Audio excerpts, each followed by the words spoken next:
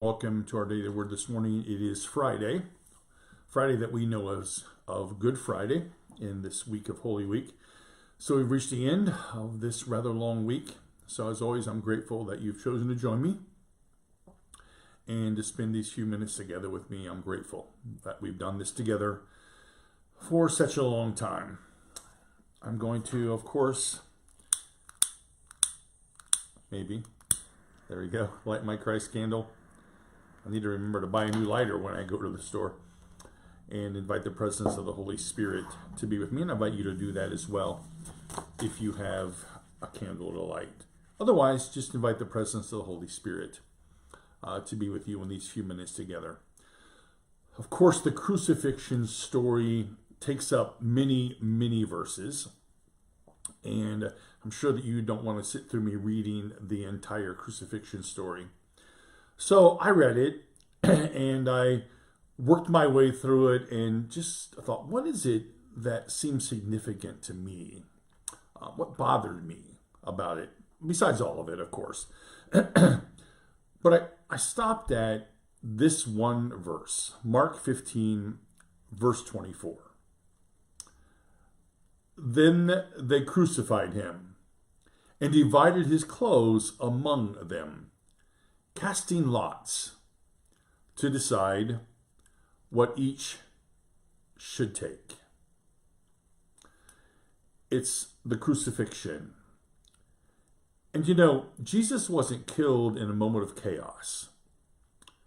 The system that was in place functioned exactly like it was meant to be. The governor, who thought that execution was wrong, but chose to keep the peace, washed his hands even of the whole situation. You know, even Barabbas, the worst of the worst, was offered to kind of calm the crowd, but no, they chose Barabbas instead. Religious leaders, they protected their own positions by siding with those in power. The crowd that was there, you know, they were influenced by fears and rumors and pressure, soldiers following orders. And in the end, Jesus became a problem for them that needed to be managed. And the gospel writers, they make sure we see all of this. They really slow the story down. They name each person involved, show every single step of this. They show what happens on this Friday. But this particular verse for me that jumped out at me this morning, while Jesus is dying, the soldiers gamble for his clothes. They don't stop to think about what they're doing.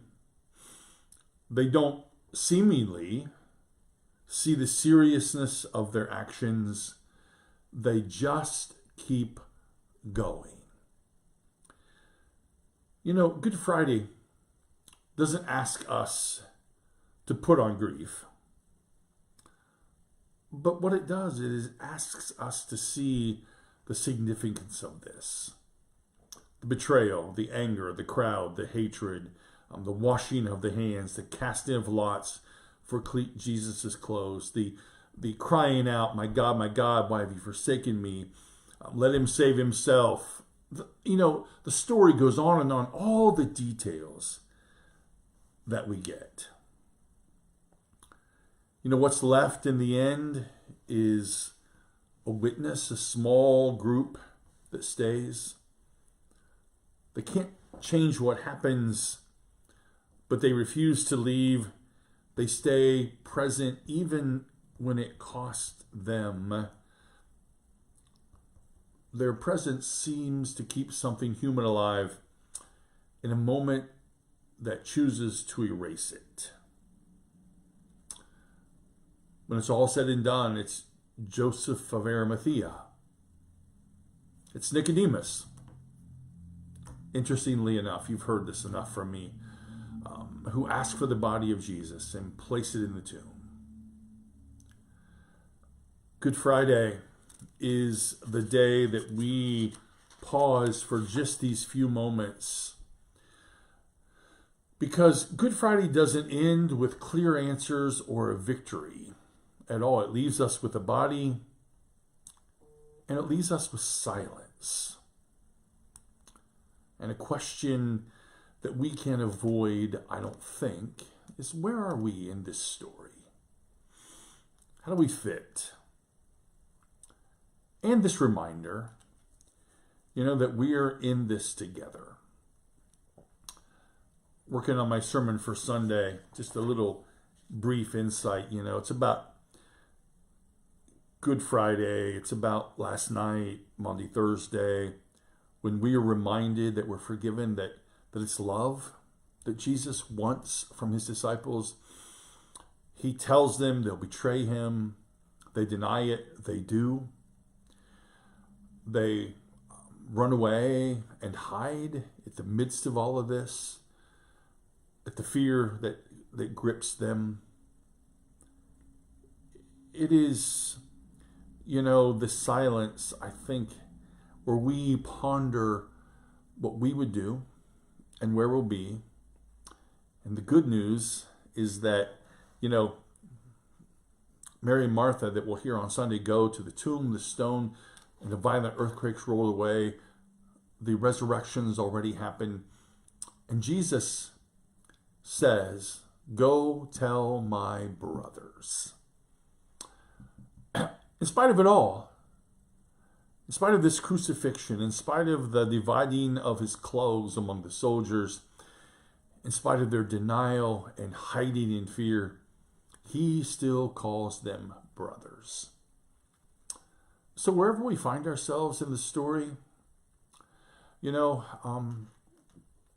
we too are called brothers and sisters. We're forgiven.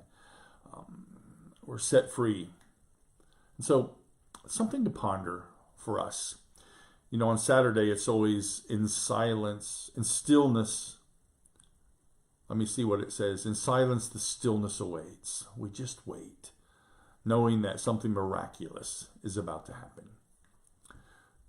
They crucified him and divided his clothes among them, casting lots to decide what each should take. That's our daily word. Ponder it a bit. Know of God's love that surrounds you. Know of my love for you. I look forward to seeing you Sunday morning, beginning with breakfast at 8 o'clock and then Easter egg hunt and worship at 10:15. Have a great day.